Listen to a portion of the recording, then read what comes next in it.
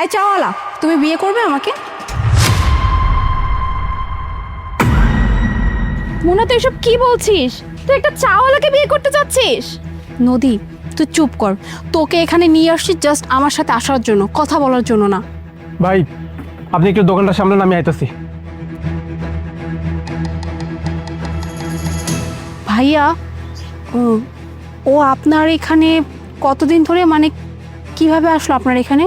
আরে চিনি মানে কি আফা, ওই পোলা তো আমার এনে কাম করে। আসল ঘটনা হইলো 1 মাস আগে ওই পোলা আমার কাছে আইছিল, আয়া আমার কইতাছে আমার এই জায়গায় ওর একটা কাম দিতে। আচ্ছা আপনি কোন তো, আমার এই দোকানে কি আর মতো লোকের কাম দেওয়ার মতো অবস্থা আছে? হ্যাঁ কিন্তু পড়ালেখা জানে। হ্যাঁ আমি কইছি ভালো কোনো কোম্পানিতে বা ভালো কোনো অফিসে চাকরি করে নিতে। হ্যাঁ ওই জায়গায় চাকরি টাকরি পায় নাই, না পায় লাস্টে আমার কাছে আইছে। আয়া তো আমার হাতে পায়ে ধরে আকতি মিনতি কইরা কইতাছে যে আমার এই জায়গায় কাম দিতাম। আমি আরে কইছি আমার এই জায়গায় তুমি কি কাম করবা? আমার জায়গায় তো টাকা পয়সা পাইবা না, টাকা পয়সা যা পায় আমারই চলতে কষ্ট হয়, তোমার আমি কি দিমু? তারপরে হ্যাঁ আমারে কইছে টাকা পয়সা যা দিয়ে আর চলবো, কিন্তু হ্যাঁ একটা কামের ভিতরে থাকতে চায়। আসলে এটি হলো কামের পোলা, বেকার বয়ে থাকতে পারবো না, এর লেগে আমার এনে কাম করে। আমিও টুকটাক মাঝে মধ্যে হাত খরচ মাত খরচ দেই, এটা দিয়ে ঠিক আছে, বেশি তো আর আমি দোকানতে দিতে পারি না, বুঝেন নাই?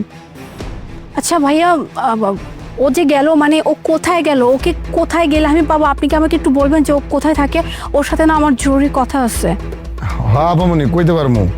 আমি মাঝে মধ্যে দেখছি ওর যখন একটু মন খারাপ হয় বা কোনো কিছু চিন্তা করে, তখন এই যে পাশে একটা গাছ আছে, এই গাছের নিচে বয়া বয়া একলা একলা কি যেন ভাবে। ওদিকে গেলেই পাবো, তাই তো? আপনার যদি অনেক দরকার হয় তাহলে আপনি এই যে এদিকে যান, এই সোজা গেলেই আপনি তারা পাওয়া যাবেন, দেখবেন যে গাছের নিচে বয়া রয়েছে। আচ্ছা ধন্যবাদ। নদী চল।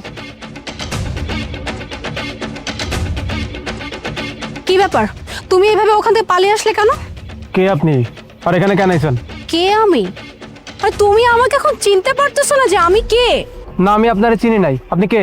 বাহ সাজিদ, মানে তুমি সত্যি আমাকে চিনতে পারতেছো না, তাই তো? আমার কসম খাও যে তুমি আমাকে চেনো না। আরে আমি কোনো কসম টসম কাটতে পারবো না। কেন আসছো এখানে সেটা বলো। সাজিদ, গত 3 মাস যাবত ধরে তোমাকে পাগলের মতো খুঁজতেছি। এমন কোনো জায়গা নাই যেখানে আমি যাই নাই। তোমার ফ্রেন্ড সার্কেল, বন্ধু বান্ধব, আত্মীয় স্বজন, কাউকে বাদ রাখি নাই, কিন্তু আমি তোমাকে কোথাও পাইনি। মানে পাগলের মতো তন্ন তন্ন হয়ে খুঁজছি। তুমি একটাবার আমার কথা চিন্তা করলে না? তুমি আমাকে কোনো কিছু না বলেই চলে আসলা। কিসের জন্য? কেন তুমি আমাকে না বলে চলে আসছো? তুমি জানো এই 3 মাস আমার মধ্যে কি গেছে? হ্যাঁ, কিভাবে আমি দিন পার করছি। আর তোমার সাথে লাস্ট যখন আমার কথা হয়েছিল, তখন তো কি কথা হয়েছিল? হ্যাঁ, আমার বাসায় যাওয়ার। তুমি আমার বাসায় কেন যাও নাই? কে বলছে আমি তোমার বাসায় যাই নাই বলো তো? তোমাকে এই কথাটা কে বলছে আমি তোমার বাসায় যাই নাই? আমি সেদিন তোমার বাসায় গেছিলাম, আর যাওয়ার পর তোমার বাবা মা আমাকে অপমান করে বাসা থেকে বের করে দিয়েছিল। আমাকে কি বলছিল জানো? আমাকে বলছিল আমার কি যোগ্যতা আছে তাদের মেয়েকে বিয়ে করার। আমি তো শুধুমাত্র অল্প শিক্ষিত একজন মানুষ, আমার কয় টাকাই বা ইনকাম। আর সত্যিই তো তোমার বাবা মা তো ভুল কিছু বলে নাই।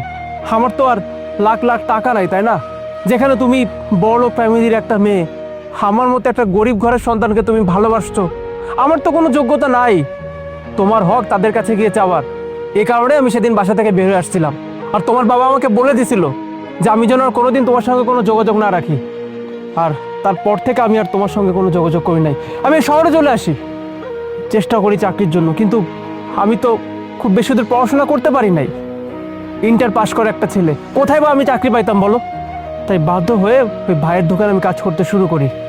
আর আজকে যে হঠাৎ এইভাবে তোমার সঙ্গে আমার দেখা হয়ে যাবে সেটা আমি ভাবি নাই। সাজিদ, আমার বাবা মা কি বললো এটা তুমি বিশ্বাস করে নিলে? হ্যাঁ, আমি যে তোমাকে এতটা ভালোবাসি, আমার ভালোবাসার উপর বিন্দু পরিমাণ তোমার বিশ্বাস ছিল না? তুমি এটা কি করে ভাবলা যে আমার মা বাবা বলে দিছে যে আমাকে তুমি বিয়ে করতে পারবে না, তার মানে তুমি আমাকে বিয়ে করতে পারবে না? তোমাকে না আমি বলছি যে বিয়ে করলে আমি তোমাকেই করব, এছাড়া আর কাউকে করব না। তাহলে তুমি কেন আমার মা বাবার কথা শুনে তুমি এত বড় ডিসিশন নিলা? হ্যাঁ, 3টা মাস তুমি আমার থেকে দূরে। একটাবার এই চিন্তা করো না যে মুনার থেকে আমি দূরে চলে আসি, মুনা কিভাবে থাকবে? হ্যাঁ, নিজে তো চলে গেছো নিজের ইচ্ছা মতো, খুব সুন্দর ছিল। আর আমি পাগলের মতো দাপড়াইতেছিলাম শুধুমাত্র তোমার জন্য। আর তুমি বলতেছো আমার মা বাবা বলছে তাই তুমি চলে আসছো। শোনো সাজিদ, একটা কথা আমি আগেও বলছি আর এখনো বলতেছি, আমি বিয়ে করলে শুধু তোমাকেই করব। আর এই কথা আমি বাসায় বলে আসছি যে আমি তোমাকেই বিয়ে করবো, এছাড়া কাউকে বিয়ে করব না। মোনা, এসব পাগলামি বন্ধ করো। আমার আর তোমার সম্পর্ক কোনোভাবে সমাজ মেনে নিবে না, তোমার বাবা মাও মেনে নিবে না। আর মানুষজন শুনলে কি বলবে? এসব বাদ দাও, তুমি এখান থেকে যাও।